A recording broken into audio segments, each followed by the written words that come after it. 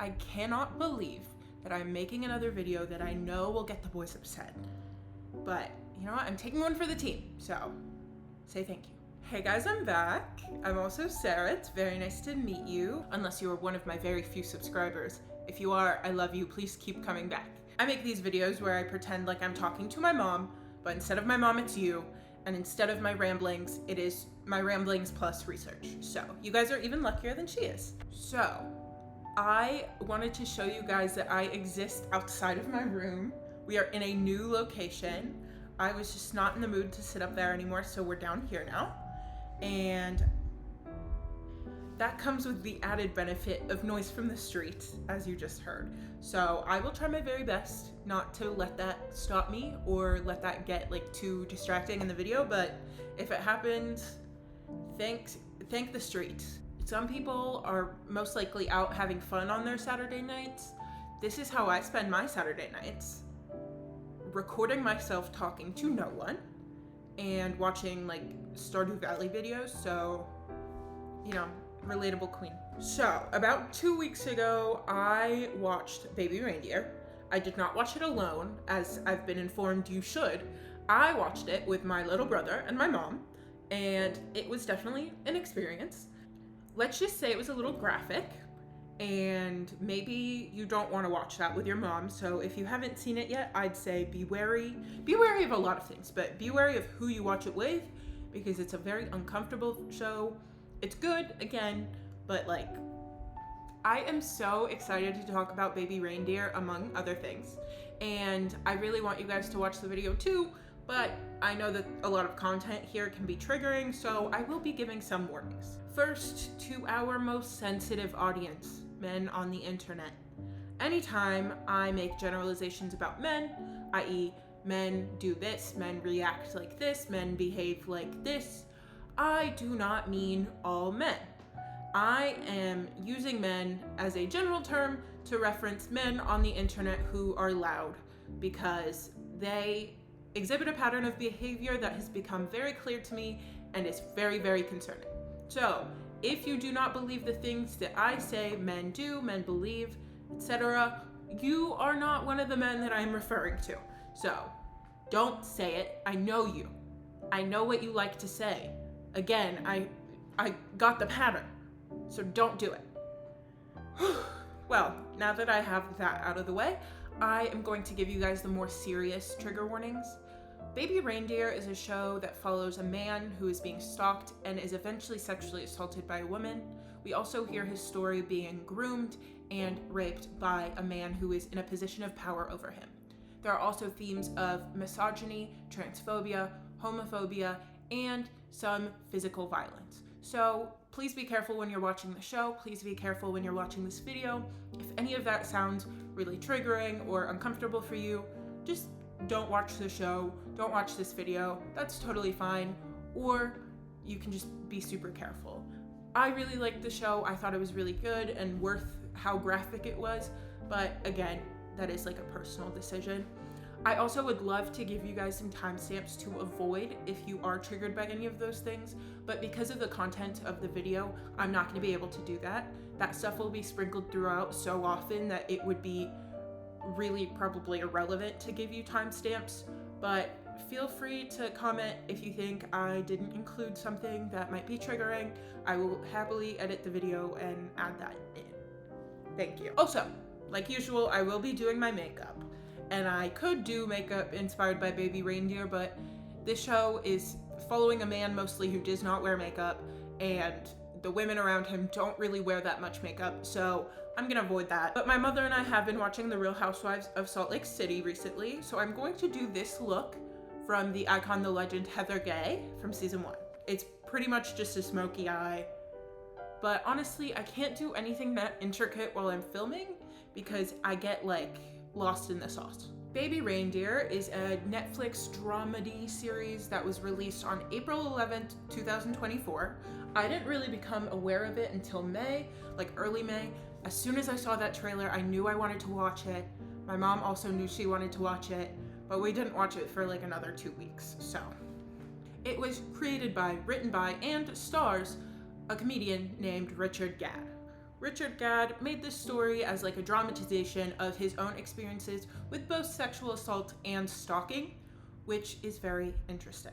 The real life events that the show is based off of actually happened in the early 2010s, so there's some modernization that obviously changes stuff, but also there's some kind of major changes from real life that were made for various reasons. I don't know Richard Gadd personally, he hasn't told me exactly why he changed things, and I'm not super interested in why, because that's not really what the video is about, but he has done interviews about this show, so you are free to look at those. Baby Reindeer tells the story of Donnie Dunn, who is an aspiring comedian and bartender. One day he is working at the bar as usual when a woman comes in looking quite downtrodden. He asks her what's wrong and asks her if she's going to buy something because you can't just sit at the bar. And she says she cannot afford anything. He kindly offers her a free cup of tea and she begins telling him a little bit about herself. Her name is Martha. She's a lawyer who works with some of the most prominent people in the entirety of the UK. She even takes out her contacts list and shows him that she has Tony Blair just on her contacts. He's obviously questioning the fact that she is apparently this prominent lawyer but can't afford a cup of tea, but he sort of lets it go. You know, some people are just not mentally very well, and sometimes you just have to let things go. Martha, on the other hand, does not let anything go. She begins coming in every time Donnie is working at the bar, and he offers her a free Diet Coke while she sits at the bar for the entirety of his shift and talks to him. At the beginning, the talking is fairly innocent. There's some jokes, some like joke flirting, but that only really happens because Donnie feels pressured to do so by his toxically masculine coworkers. Martha, on the other hand, does not take this flirting as a joke.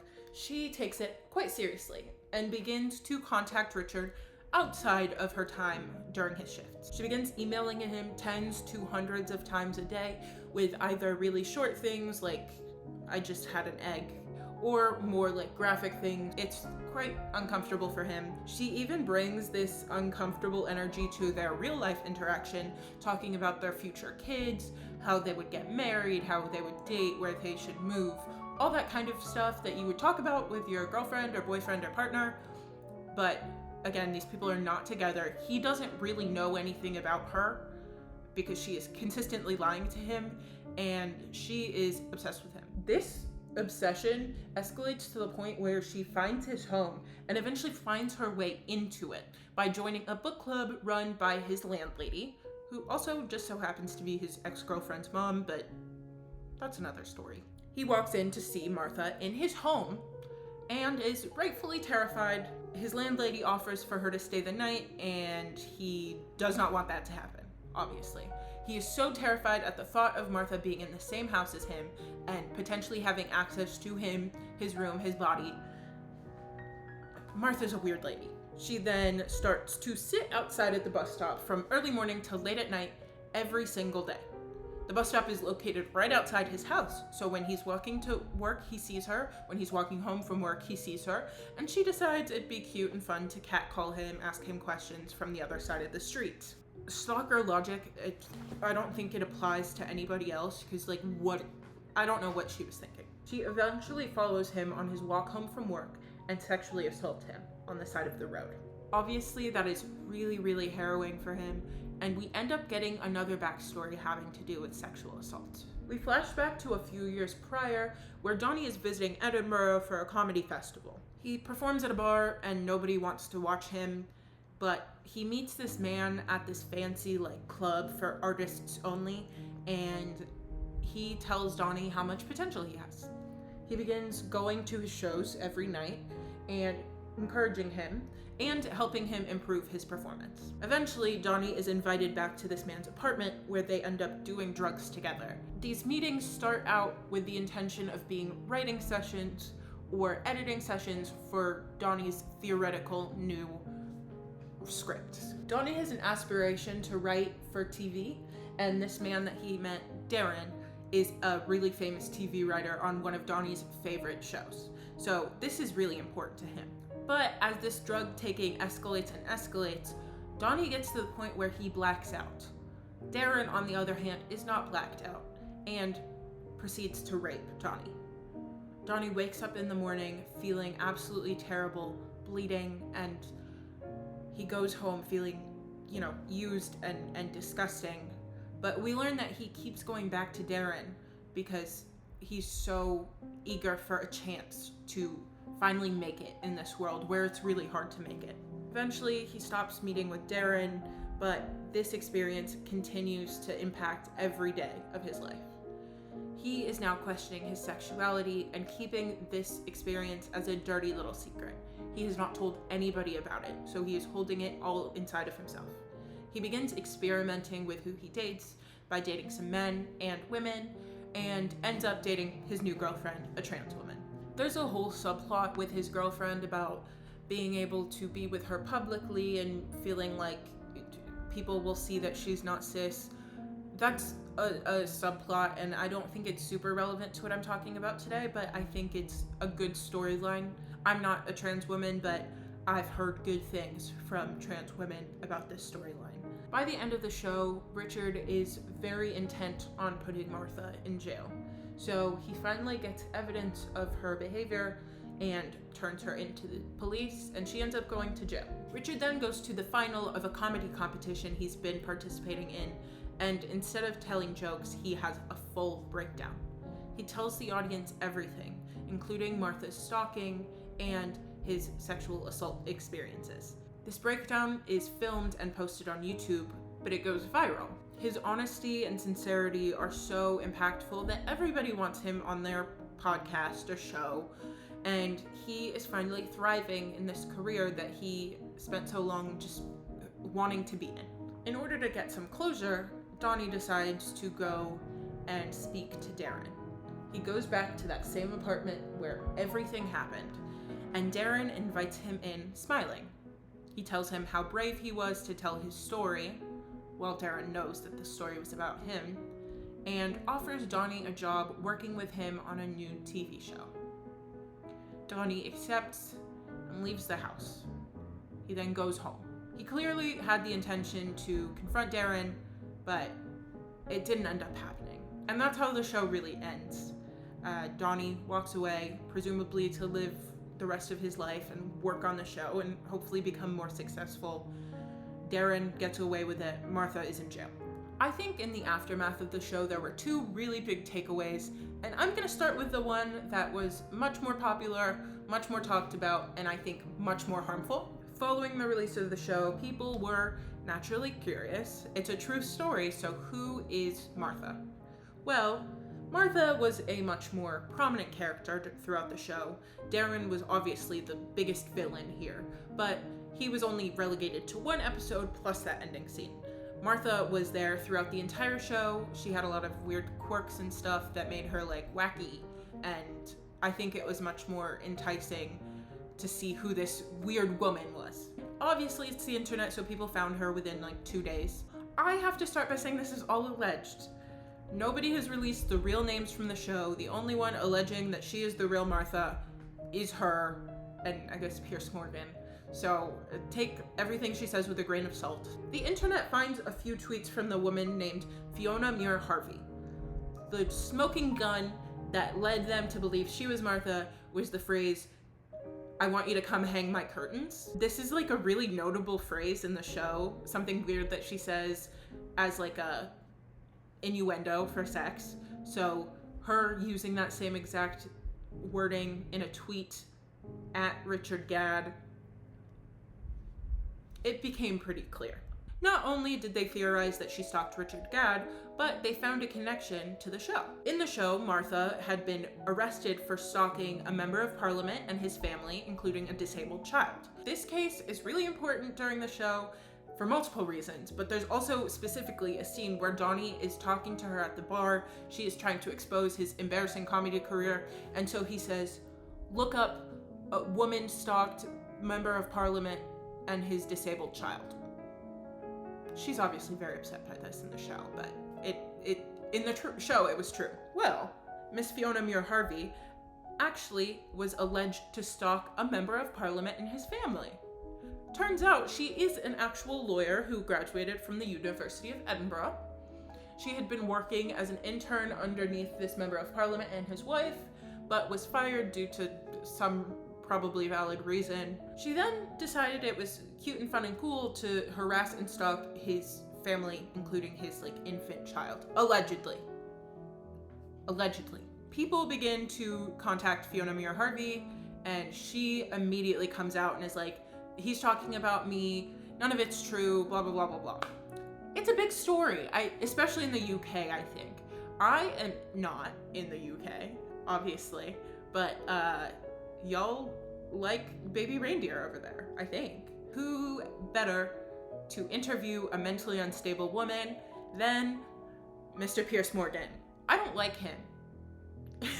I don't like him for several reasons, but just add this one to the list. He invites Fiona Muir Harvey onto his show, which is now on YouTube because he got kicked off of the TV. He invites her onto the show for an interview, where she then goes to say that yes, she is the real life Martha, and she's who Martha is based off of, that she thinks she looks nothing like Jessica Gunning, who plays Martha. But Richard Gadd approached her first and wanted to have sex with her, but she was repulsed, and also that he's gay, and that's gross, that she never sent him an email, and then she said she sent him a handful of emails, and then she said about 10. She was asked if she had ever wrote him a letter, and she said no, and then she said yes, one. Her story, to say the very least, was questionable, I'd say. I tend to believe Richard Gadd's story, who, again, he has never stated that she was the real Martha, but alas. Do I think it was a good idea for Piers Morgan to bring this woman, who definitely seems mentally unstable and has actually been proved to be a racist, homophobe, transphobe lady, on his show? No, obviously it's a bad idea. What? What I think is that Piers Morgan made a ton of money off of this clearly mentally unwell woman, paid her £250 when he was definitely making a lot more off of that video than £250, and kept platforming someone who is alleged to be a stalker, which is not cute. Other people continued this pattern by platforming her in other ways, including by booking her for a club appearance.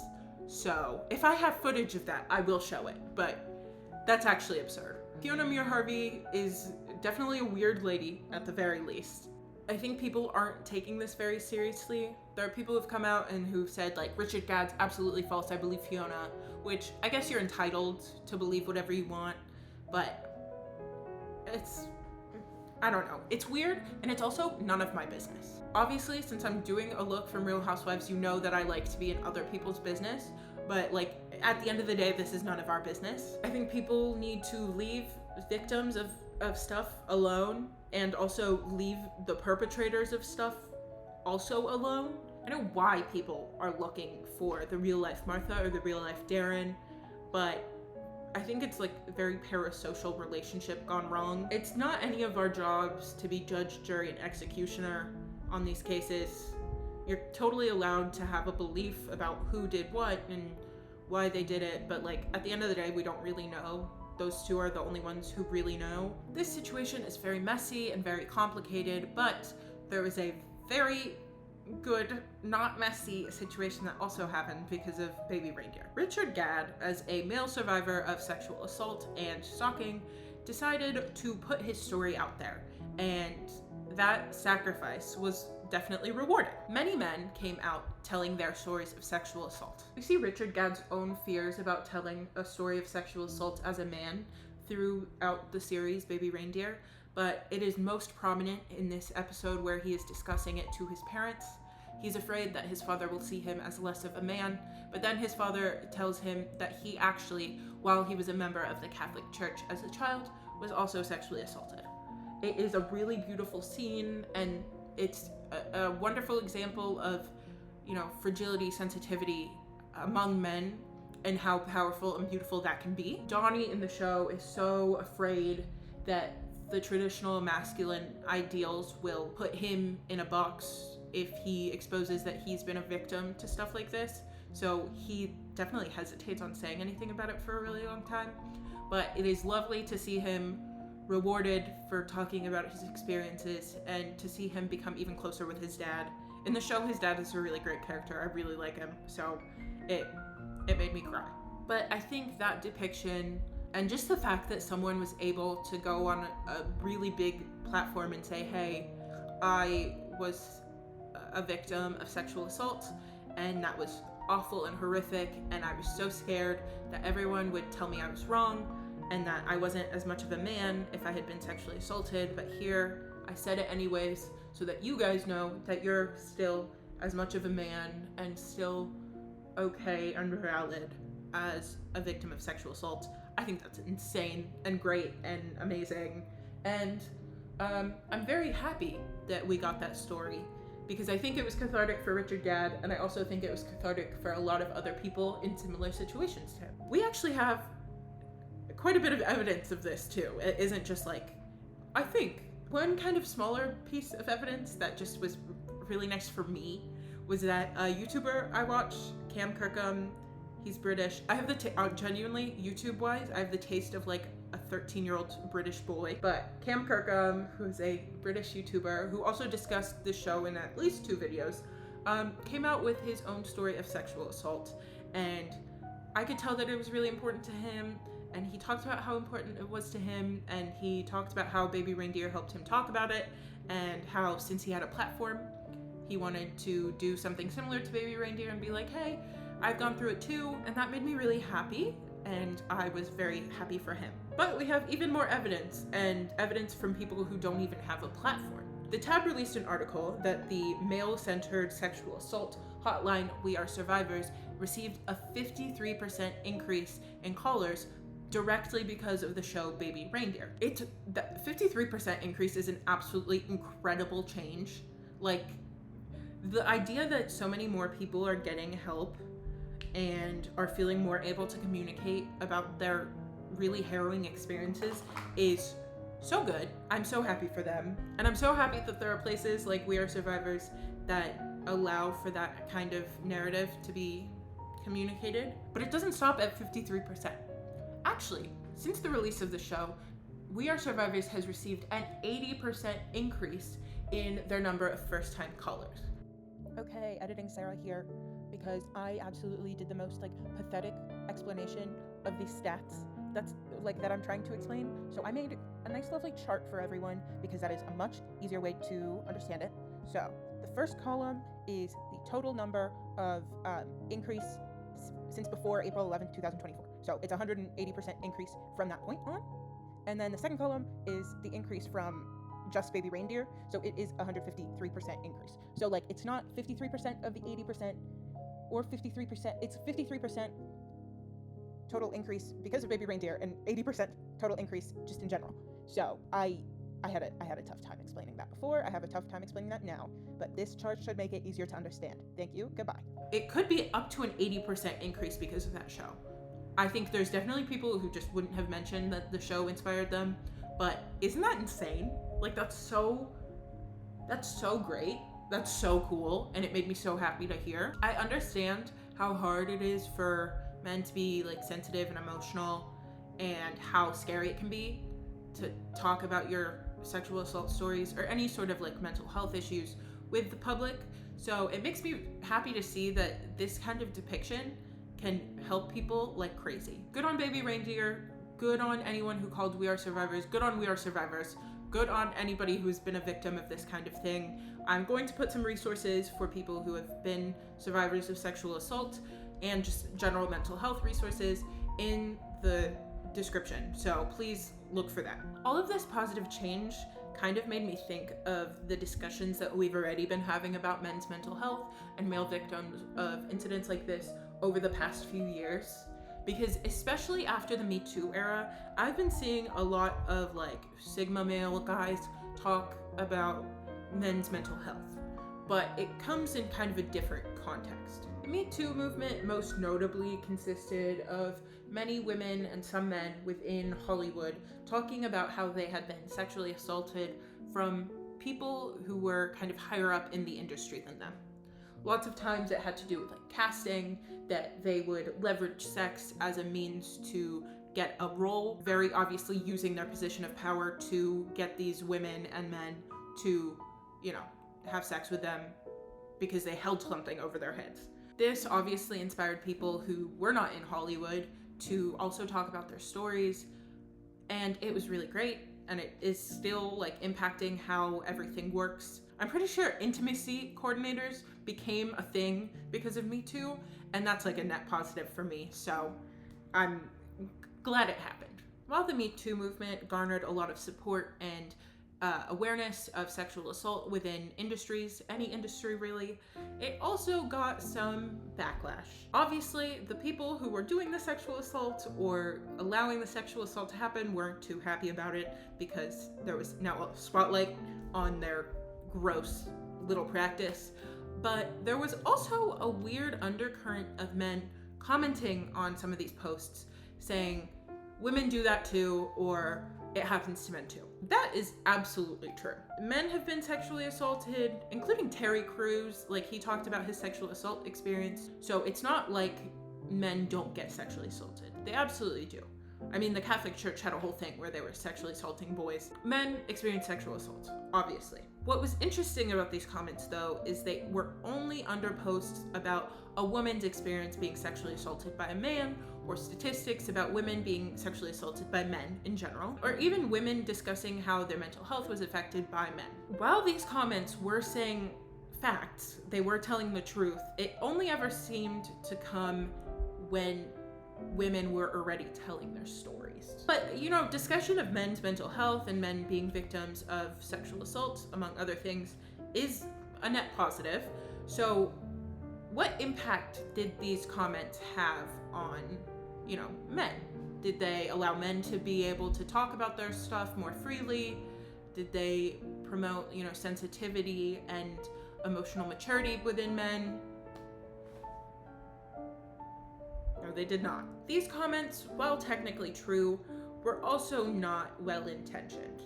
A lot of the time, these comments were made specifically to undermine the stories that were being told in the posts above them, and it wasn't great. Oftentimes, these same commenters wouldn't show that same support for men who have been sexually assaulted otherwise. I wanted to look into the two most common narratives that you see in those comments and see why they sort of fall apart where Baby Reindeer stood quite firm. The first most common comment that I see underneath posts like this are, "It happens to men too," and variations of that.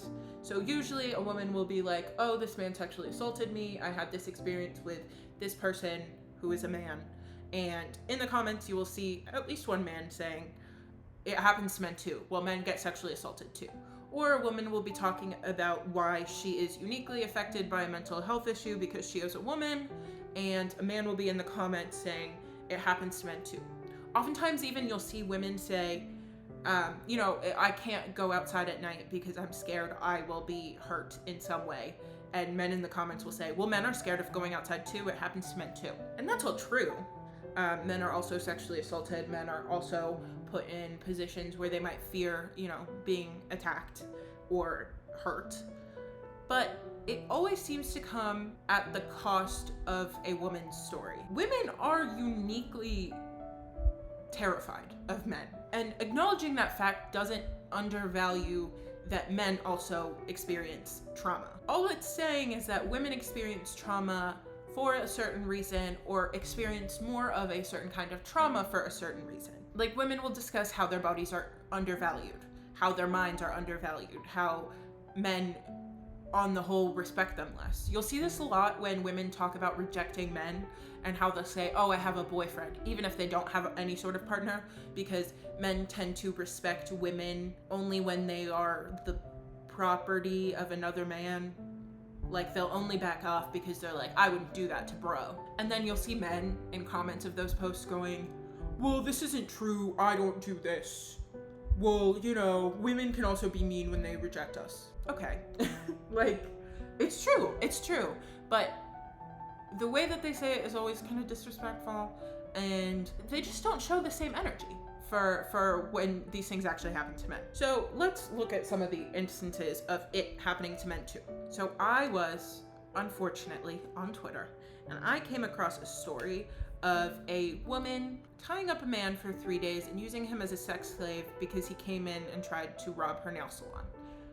Now, before I start and before anyone says anything, there's definitely doubts about this case actually happening and when it actually happened and who reported what and if he lied. There's a lot of stuff. Apparently this case happened in 2009 in Russia, and it was a big deal there, but we didn't hear about it until the Daily Mail started talking about it, which the Daily Mail. For the purposes of this video and this conversation, the men in the comments, for all intents and purposes, thought this was true. I don't know many people who on Twitter will see a story, be like, let me do some more research. What's the legitimacy of this? If people are commenting, I tend to believe that they just read the tweet and are reacting to it. And since this story was presented as a news story from, again, the Daily Mail, but I guess technically they tell the news sometimes, I will be making the assumption that all of these men believed that this case and the details of it were legitimate. So how did the men react to it happening to a man too and by a woman? Let's read the comments. That might help. Where's the Addy? Can someone tell me where this nail salon is? I need to go rob it. Why is bro complaining? Sounds like a win-win to me. Obviously, it's a complicated situation. If we're assuming it's true, which we are, like I said. Obviously, a man should not be trying to rob a nail salon or trying to victimize a woman. Definitely true. But if the woman is able to overpower him, tie him up, she should probably just call the police. I don't think rape is a good way to punish someone. You just have to be messed up in the head to want to rape someone in the first place. So the fact that she used him as a sex slave for 3 days is just crazy and disgusting. No matter what this man did, he was raped. He was literally used as a sexual object. These comments are responding to a man being raped, to it happening to a man. They're not exactly kind. All of the comments that sound like this are presumably, for the most part, from men. This is just one example of the it happens to men too thing, not actually applying when it actually happens to a man, especially by a woman. You would think they'd jump on it, but they don't. It is very clear that men are not supporting him or, not actually calling it what it is, which is rape. And that is so disgusting. But it's not the only example. We see this very frequently when young boys, minors, are in relationships, or not in relationships, they cannot consent, with older women, the parents of their friends or teachers. There are stories of young boys who get their teachers pregnant, aka are raped by their teachers, and the people in the comments under these stories, the men in the comments underneath these stories tend to say things like, bro's living out my dream. I wish I was him. If I was 12 and this was happening to me, I would be so excited. Back in my day, we called this a fantasy, not rape. It usually does not matter the age of the boy. As long as it's a double digit, people tend to be excited about him being raped by an older woman. Just because it's a trope, like sleeping with your best friend's mom or with your teacher, does not mean it's okay or should happen in real life. I don't know why that's a controversial thing to say, but sleeping with a minor is objectively wrong. Yeah. I didn't think I would have to tell anybody that, but it's true.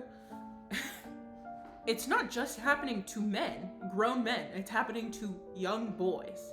And still, it happening to them, especially by a woman, is not enough for them to gain support, to be believed, for it to actually be seen as something serious rather than a fantasy. And when you see this, it's not so hard to imagine why victims like Donnie, aka Richard, would have a hard time telling their stories. These people's stories are being told for them by news outlets, and this is the response they get. Either, I don't believe you, first of all, or I think your situation is actually a fantasy and that you weren't actually a victim of a crime. And the fact that you don't believe that it was a fantasy and you believe it was a crime means that you are less of a man or that you're gay. Just like women are uniquely terrified of men. Men are also terrified of men in a way that only men can be. But men aren't scared of men in a physical way. I think they're more scared of men in an emotional way. The current atmosphere that men have is not very safe if they need to talk about vulnerable things. If a man is a victim of something like sexual assault, or if he is just struggling with his mental health, it is a lot less likely that he will speak up about it, especially to another man. Oftentimes, women are the only people that men can speak about their emotions to. And that is awful. It is. It's awful. It's super harmful to everyone, because if people cannot get their emotions out in a healthy way, it often manifests in an unhealthy way, and that doesn't help anybody. It's not like other men are making it easier for them to talk about their emotions. Obviously, there are some men who are great about it. I'm sure there is a male therapist out there. Not that I would ever talk to a male therapist, but I'm sure they exist. And I'm sure that there are some people who have really healthy relationships with other men, with their fathers, with their family members. I'm so happy for them. But I know that that's not the most common thing in the world. When even strangers online are creating this narrative that sexual assault to men isn't real, or that believing that you've been sexually assaulted, especially if by a woman, is gay, or that believing that if you've been sexually assaulted by a man that it turns you gay, you're not making it easier to change that. Men being able to talk about their emotions is a net positive. And the only people, for me, that I see inhibiting that from happening, and the only people, again, for me, that I see creating the culture that toxic masculinity is other men. So I would love to see the It Happens to Men Too crowd start supporting the boys when they start talking about their stories. But that's just me. The second most common kind of comment I see under these posts has two contexts. It is the "if the roles were reversed" comment. If the story is about a boy or man being sexually assaulted by a woman, the comment will sound something like, "If the roles were reversed, you guys would be furious." If it is a story about a woman being assaulted by a man, the comment is, "If the roles were reversed, you guys wouldn't care." So the sentiment is people don't care about men being assaulted by women, and people do care about women being assaulted by men. There's something about these comments that implies justice, like internet comments and internet rage are some sort of justice for these incidents happening, and that men don't get the same justice in that form that women do. So, I'd like to look at some cases of women and just people in general being assaulted or stalked and see how much justice those people get. I was looking for stories mainly in the UK since Baby Reindeer happened in the UK, and I, wanted a theme. Let's start with a story from the Metro Police.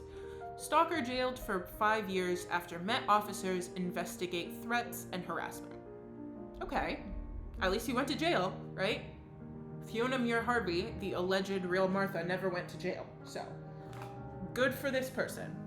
Well, her stalker had been stalking her for 7 years. She had asked for help multiple times, and only after 7 years did she get any justice at all. But her male stalker just so happened to go to jail for less time than she was actually stalked for. So this woman went through the stalking for 7 years, and she also was working with the police, which is an often very disappointing and harrowing experience as well. And she went through all of that for 5 years. 5 years of jail for this man. But people care when it's about women. How about this story from the Crown Prosecution Service? Stalker who targeted more than 100 victims over social media jailed. So let's tell you a little bit more about this stalker. He made a list of 191 people in an Excel sheet who he wanted to rape. Not just names, he had their addresses, their social media, their family members, their age, their gender, everything. He went to jail for 2 years. He's going to jail for 2 years. So people get justice if it's a man doing it, but not a woman doing it. Well, lucky you boys, you get to make a list of over 100 victims that you could potentially rape and have evidence and proof that you had the means to go and do that. But it's fine, go to jail for 2 years. And how about this?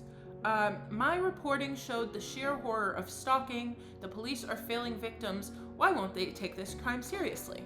Oh, this sounds kind of familiar. Netflix releases a story about stalking. Okay, I've heard of this one before. It is a docu-series that follows a man who stalked and murdered 3 women.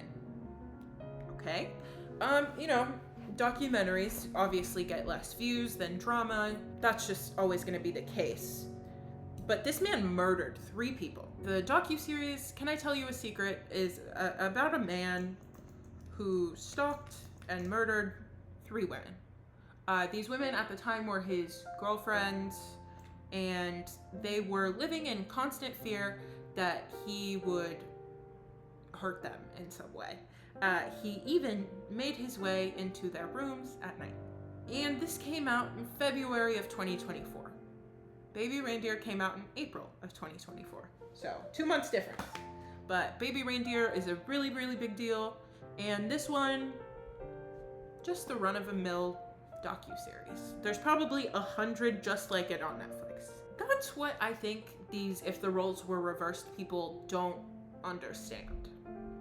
When we see stories of women being sexually assaulted or stalked or just victims of any kind, they are a needle in a haystack. Like, we do not see just the amount of people who are victims of these kinds of crimes. And it's the same with men who have been sexually assaulted. But the difference is, usually when we see male victims, when they do decide to tell their stories, if they have a platform, everyone hears about it. Stories like Baby Reindeer, everyone hears about it. But when it happens to women, I mean, Indigenous women have been raped and murdered consistently for forever, and those stories don't get told. When women's stories do get told, it is usually white women, and even then, there's no guarantee. Women are uniquely ignored to men. And I'm not saying that that undermines the stories of men who have been assaulted. Absolutely not. Please tell your stories. I will support you. But it does mean that women do not have some sort of privilege over them. Being sexually assaulted as a woman is not inherently easier, and it does not entitle us to more justice than men. Does communicating about the assault become easier because you are a woman? Maybe. Sometimes, yes. Is it easier as a woman to have emotions and express them publicly? Absolutely. But justice is not unequal. Women get more prosecutions of their sexual assaulters, not because we have some sort of benefit over them, though people do tend to believe women being sexually assaulted more. The justice system is not great with sexual assault. They just tend to report their sexual assault more often. Men obviously have a hard time discussing their sexual assaults. They obviously have a hard time being believed, especially by other men. But women do not inherently receive justice because people can fathom that they have been sexually assaulted. And it is more likely for a woman to be sexually assaulted. If the roles are reversed, nothing changes except for the opinions of men. If it was a woman, it's what were you wearing? Why were you out at night? I don't actually think this happened. Did you actually say no? Was it your boyfriend? Well, you were married, so it doesn't count. For a man, it's you're so lucky. You got sex and you didn't even have to do anything for it. Like, why are you complaining? I mean, no, you guys don't believe any of us. You don't believe any of us, but just in different ways. Justice is shockingly pretty equal in this case, and it's bad for all of us. So men online who decide that a woman's story is the time to say if the roles were reversed, then you guys wouldn't care, and a men's story is the time to say, oh dude, you're so lucky. You're the problem. You, along with our justice system, are the problem. It's not the women telling their stories, it's not the men telling their stories, it's you. It's you and the criminals. If the roles were reversed, you would still complain. Women's stories are not a platform made for you to tell them that their stories are less important than men's. And men's stories are not a platform for you to be ignorant and call them liars or pussies or gay. But you guys decide that like every story of sexual assault has to be about you. It's crazy. Men on the internet will do anything but support victims. It's like, let's talk about who really cares about men's mental health and men who have been victims of sexual assault. All of these stories that I'm telling you today, if you look under their comments, yes, you see all these comments that I've been telling you about, but also there are a few who are supporting these men. And 90% of that support is coming from women. And when women tell their stories of sexual assault, 90% of that support is also coming from women. Women show up for survivors of sexual assault in a way that men just never have. If you're a man or you've never been a woman, like you're not like a trans guy, you will not understand this. But there is sort of an inherent camaraderie women have with each other. For example, if I was out at the frats or something and I saw a girl who I hated, like I hate her guts, and I saw her and that she was clearly like intoxicated, not like in a position to consent, and this guy that I don't know and I know she doesn't know him is walking her to his car, I'm checking in on him. I'm making sure that this random man does not take her into his car because I know that that's not okay. I can hate her guts. I can think she's awful and vile. I inherently want to keep women away from that. I think there is something about women just as a collective where we kind of like get it. We get it and we're like, I'm not gonna let that happen to you because I know that you're scared of it and I know that I'm scared of it.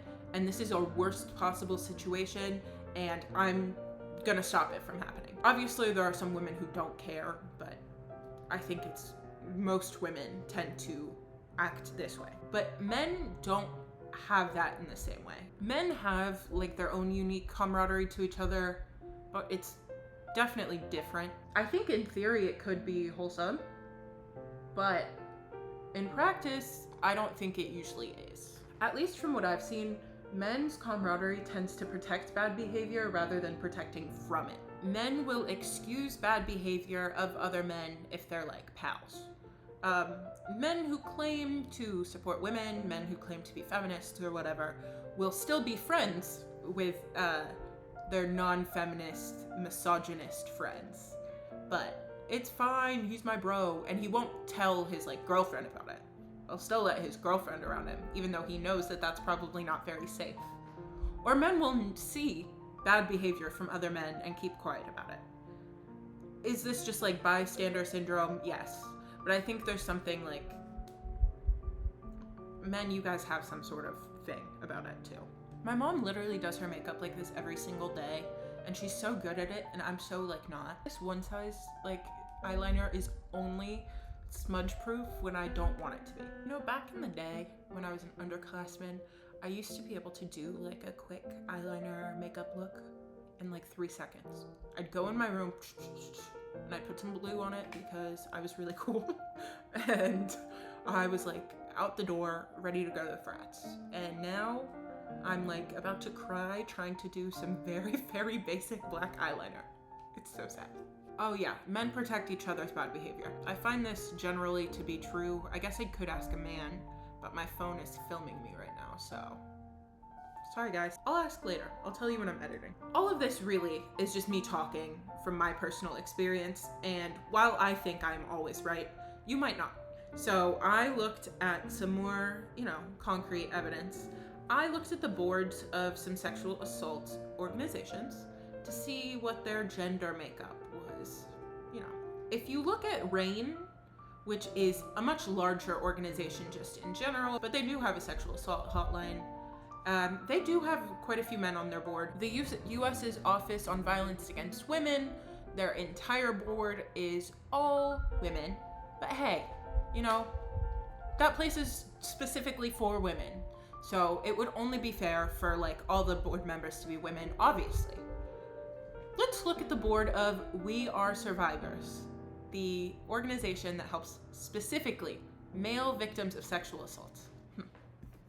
Oh, let's look at their team. Aisling, woman. Alex, woman. Allison, woman. Allison with 2 L's, woman. Amy, woman. Caleb, okay. Catherine. Chris, okay. Christopher, Daniel. There actually are, look at that. They do have male therapists. Yeah. Most of the people here, they're women. They're women. Lots of women here. When you look at these other boards that are for things specifically for women, you don't see a lot of men. But when it is something specifically for men, look at the women. They're showing up. Even in the things that are for men and women, women show up more. It does not matter who has been sexually assaulted, women will show up for survivors always. Always women will show up. Men might, maybe, if it's someone they know and they actually believe them and they don't think they deserved it, or if it's a man but there's proof some way that they've been raped, and only really if it's a man, if they're not married, and you know. There are lots of caveats usually for men to show up for victims. Women, for the most part, hear that someone has gone through something and kind of just, yeah, obviously I'll help. Do we take it on too much sometimes? Yeah. Does that have to do with us being trained to just do more than men are trained to do? Yeah. Women, more than men, have been trained in empathy. So, end of story, women always show up. Men don't always show up. Usually the support of men is quite conditional. So what does this all, at the end of the day, say? It says, yes, it happens to men too. Men don't tend to show up for them, though. It says, if the roles were reversed, nobody's believed, really, still.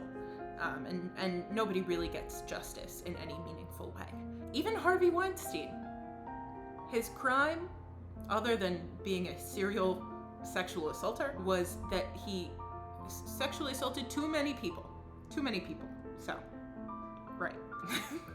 It's I cannot fathom. And the people who tend to show up for sexual assault victims are mostly women. What does that have anything to say about Baby Reindeer? What does that have anything to say about like society, other than what I've already talked about? Insincere comments are not ever going to help men. Never. You commenting, it happens to men too, or if the roles were reversed, is not beneficial to men who are survivors of sexual assault. It's never helped them. Especially when you don't follow up by supporting men who are survivors of sexual assault. Never. Baby Reindeer worked, and it did what it did because it was sincere, and the message didn't come at the cost of someone else. Baby Reindeer told the story of a male victim without undermining the story of female victims. At the end of the day, justice for sexual assault victims can only happen if we work together. We aren't competing. Them helping women who have been sexually assaulted does not mean that they won't help men who are sexually assaulted, and vice versa. Men, if you want to create an environment where it is easier for you and more acceptable for you to talk about your emotions, talk about your experiences, and talk about your trauma, I'm all for that. But you have to stop fostering an environment where that is just impossible. But not just that. Even if you aren't one of the men saying, oh, you should have liked it, blah, blah, blah. Even if you aren't one of them, you are more likely than not friends with one of them. You are more likely than not forgiving one of their behavior. You're more likely than not just saying, oh, he's harmless. They're not harmless. As much as I'd love for them to just be talking, despite the harm that just talking does, they are not harmless. Men that say stuff like that are telling you exactly what their intentions are, and they're telling you how they feel about those kinds of things.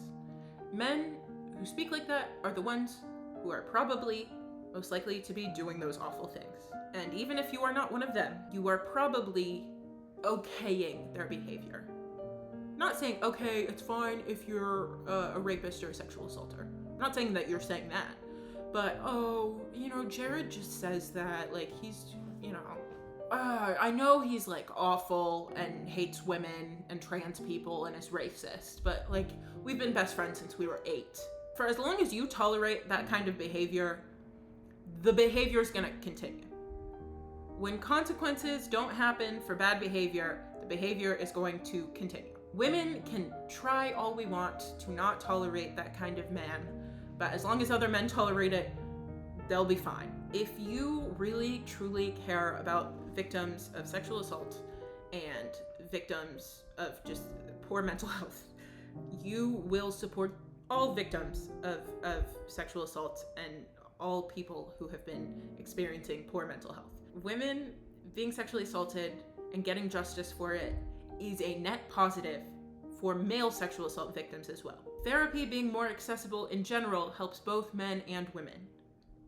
And not tolerating the behavior of men who will deny sexual assault when it happens to men and women and who promote an unhealthy, toxic, masculine culture. Cutting those people out is the only way that any of this works. Is there always going to be some sort of like toxic masculinity inherent in our systems and our media? Probably, yeah, because they were all built on it, just like they were all built on racism and colonization. But you're certainly not helping, you know? It doesn't matter if you're like, well, it's just Jared, you know, it's just me and Jared. Okay, but you could be saving people by just like not tolerating Jared's behavior or warning other people about Jared. Like, you have way more power than you think you do, and it is your responsibility to use it in a good way. If you claim to care about people who have been affected by this kind of stuff, then you also need to care when it's happening around you. This kind of thing's been really frustrating me lately. Men have been really frustrating me lately, but I tried to be as fair as possible as I could. I know men have certain issues that are specific to men. I know women have certain issues that are specific to women. Pointing that out doesn't undermine men or women. It just brings light to an issue, which is a net positive. I wish I could feel safe around men and not have to say, oh, well, if I was locked in a room with a man, I'd be scared. Like a random man, I don't know you, and I don't trust you. If I was locked in a room with a random woman, I would feel pretty safe. You guys are wondering why the man versus bear thing, everyone's saying bear, it's that. Not only do you guys tend to do these awful things more likely, but you also tend to excuse these things more often and tolerate these things more often, because most of the time it does not affect you. And when it does affect people who are men, other men will not support them. Be kind to your loved ones. Ask your male friends how they are. If you're a man especially, ask your male friends how they are, because women take on too much emotional burden already. Thank you for watching this long. I know it's probably been weird, and I know my makeup's bad, and I don't think anybody comes here for the makeup. Please look out for that kind of behavior, especially if you're a man, because you guys have insight that we don't have. Like this video if you liked it. I'll be putting resources again in the description for anybody who needs some help. I'll put all the hotlines and all that, and I'll put all of the articles that I've been talking about, the tweets I've been talking about. I'll make a document for you all if you wanted to look into any of it. Watch Baby Reindeer if you can, like the video, subscribe, all that, and I will see you next time when I maybe finally make that video that's been scripted since I wrote my first video. Okay, bye.